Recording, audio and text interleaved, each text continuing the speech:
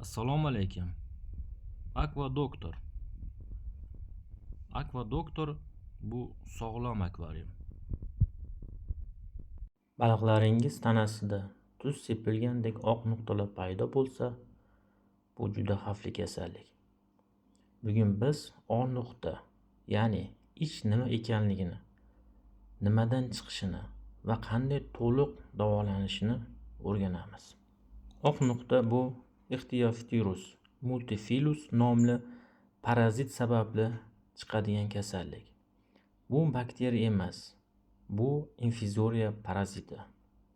U baliq terisi va jabrasiga yopishib, baliqni asta-sekin holdan toydirib o'ldiradi. Ich yuqtirib olgan baliqda tana va suzgichlarida mayda oq donalar paydo bo'ladi. Baliqda ko'p bezovtalik, bezaklarda, ya'ni toshlarga ishqalanishlar juda ko'p uchraydi. Nafas olish tezlashadi, ishtaha yo'qoladi. Agar vaqtida chora ko'rilmasa, baliq o'lib ketadi. Demak, keling, avvalo parazitning hayotiy siklini ko'rib chiqaylik. Baliqqa yuqqan parazit teri va qanotchalarda mikroskopda ko'rinadigan trofondni hosil qiladi. Trofondning diametri 1 mm gacha bo'lishi mumkin. Bu ko'rinadigan bizga oq dog' shaklida ko'rinadi. Trofond ma'lum bir o'lchamga, ya'ni 100-1000 mikrometrga yetganda, u xo'jayin epidermisni ajralib chiqadi va tomont sifatida erkin suzadi. Tomont bu kiprikchalar bilan qoplangan parazit hisoblanadi. U bir necha daqiqa yoki bir necha soat vaqtdan so'ng tomont baliq hovuzi yoki akvariumdagi istalgan sirtga yopishadi va qalin jelatinsimon kista devorni hosil qiladi. Bu tomosist bosqichi deb ataladi. Tomosist ichida bir qator mitotik hujayralar bo'linishi sodir bo'ladi va haroratga qarab 1000 tagacha qiz hujayra tomitlarni hosil qiladi.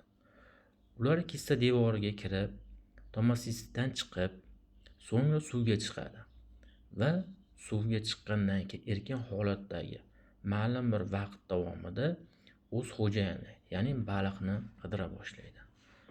Agar baliq ma'lum bir miqdorda sodda yoki immunizatsiya qilinmagan bo'lsa, u yerda tanga tagidagi epiteliy yoki jabralarga yopishib, o'z hayot siklini davom ettiradi.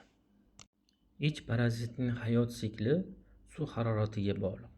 Suv harorati 25 gradusdan yuqori bo'lgan holatlarda ich sikli juda tez, 7 kungacha yoki 3-4 kun ichida rivojlanib, bir hayot siklini davom ettirishi mumkin. Keling endi davolanishni ko'rib chiqamiz. Parazit yuqtirib olgan baliqqa turli xil kimyoterapevtik vositalar qo'llanadi.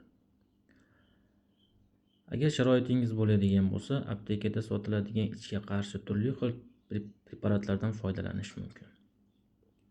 Uy sharoitida metilin ko'ki yoki osh tuzidan foydalansa ham bo'ladi. Qachon foydalanish kerak? Eng asosiysi unutmaslik kerak dozasida. Metilin ko'kining dozasi 10 litrga 1 ml.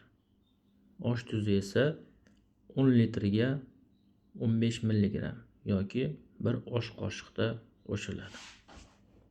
Birinchi navbatda akvariumning suv haroratini ko'tarish kerak, ya'ni 30 gradusgacha. Sababi bunda parazit sikli kuchayadi, tezlashadi va sista holatda yoki baliqning tanasidagi parazitlar dori ta'sirida hech qanday dori ta'siri nobud bo'lmaydi. Faqatgina sistadan chiqayotgan suvdagi erkin parazitlar nobud bo'lishi mumkin. Davolash paytida bizda uchraydigan ko'p xatolar. Dorini ko'p miqdorda qo'shish, haroratni birdan ko'tarish, davolash erta to'xtatish. Davolash kamida 5 kundan 7 kungacha davom etishi kerak.